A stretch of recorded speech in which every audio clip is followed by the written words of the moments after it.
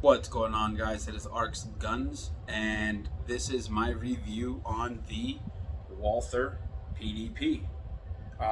It is such a fantastic pistol for the price, I have to say.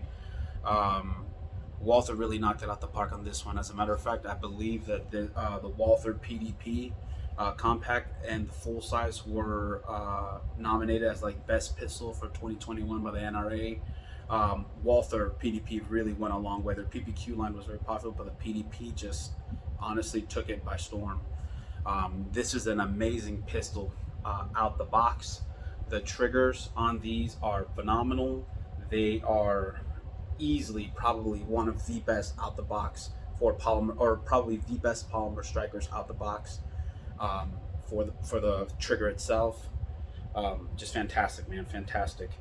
So as you know, yeah, I do have a couple on the mag, but nothing is chambered. So let's get this going. Yeah, so I'm starting from top to bottom. I am running the Holosun 507C on this one.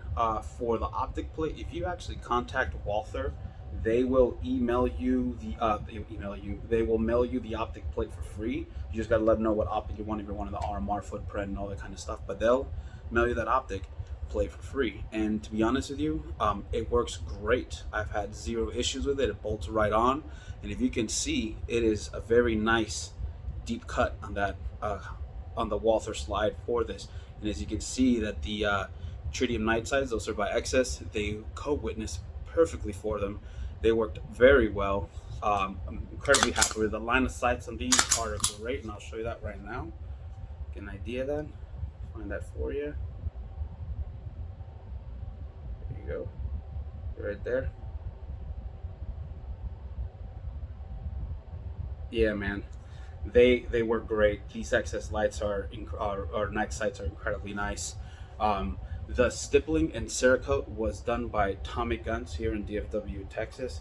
I purchased it this way. It looks absolutely fantastic. I've always loved the way this thing looks. It just looks great. This is kind of like a black camo. The stippling on this is also fantastic. I don't know if you can see that very well. See if I can get some light on there. There we go. I mean, just looks really, really good. He did a really nice job. I can really grip this thing and throw it around and really put some rounds down just by holding it this way. But that is ultimately for cosmetic wise, man, and for the top to bottom. I do run this with a TLR7A. Love this light. This is a compact pistol, so I like this to be as short as possible. For me to conceal carry, I have a harder time this way than this way, so this is always my biggest concern. Works great with this light. The trigger on Walther PDP is easily one of the best triggers, like I said, for polymer striker pistols, period. I believe they have like a 3.5 pound right out the box, and I'll show you this. And they do kind of tend to feel like they have like this double wall on the trigger, but ultimately it's just one. So you notice what I pinched down to the safety. I'm gonna get to right here, and it's gonna feel like there's a wall right here. That feels like a little wall, but when you go a little further, that's the actual wall. And from there, it's just a very light, crisp pull. And you'll see, I'm gonna press the trigger.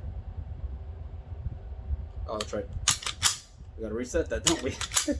All right, so let's run this again. So, wall, press the trigger, crisp, reset, trigger pull, man, you really gotta grab like a Glock Gen 5 and one of these, and you gotta feel the two out so you can see how much smoother, crisper the Walther PDP trigger is. It is significantly nicer and also lighter. Very nice trigger. You know, when I first saw the mag release on this right there, I don't know if you realize it has like a little lip on there. I thought it was going to be a problem in regards to engaging it, but it is not a problem at all whatsoever. I can engage that mag release, no problem, every single time, no matter. I don't have to break grip. I can be on full grip with firearm right here. I can be full grip, and I can easily full grip without releasing anything. Let go of the mag. Super nice mag release in my personal opinion. The slide release on this is also ambidextrous, which is nice. So it has one on this side, has it on this side, so you can release whichever way you want. Yeah, Walther, like I said, really knocked it out the park with this one right here. They did a fantastic job with this pistol. If you were out there in the market and you're looking for like a Glock 19 or a Walther PDP, I can assure you that out of the box, this one's gonna give you more and feel better. The Glock is gonna always have more support. You're gonna be able to do a lot of stuff with it. You're gonna be able to make it as nice as the Walther and nicer. But you're gonna have to put a lot more money. Walther also does have a lot of support, and they also have a lot of parts, just not as much as Glock, but you'd be surprised what they do have. And there are some really nice Walthers out there where they did like full size frames with compact slides, comps all flush. I mean, some nice Walthers out there, and this is one of them. But yeah, Walther is a fantastic pistol, man. Incredibly accurate, far more accurate than I will ever be. Felt recoil on this, in my opinion, compared to my Glock 19 because of how light I have it set up. It's less. It's definitely less in recoil. For the magwell, man, a lot of people think that you cannot install a magwell in the compact models, but you can. Floyd's Customs makes these really nice magwells for the Walther PDP, and they look fantastic. And the way that they mount on is that you will actually cut out the old Walther PDP backstrap, and this will slide right in, kind of like how you see right there, and you'll be able to run the pin through and kind of hold the magwell in place. For this one, I am running the Taylor Freelance brass backstrap, so it's all metal. It's going to give me a little more weight. It's going to help with recoil. It also helps out with the magwell, so because it went right in and clipped right in. So, for example, on the Walther PDP backstrap, it's usually what it looks like right here, and as you can see, it's sealed off at the bottom.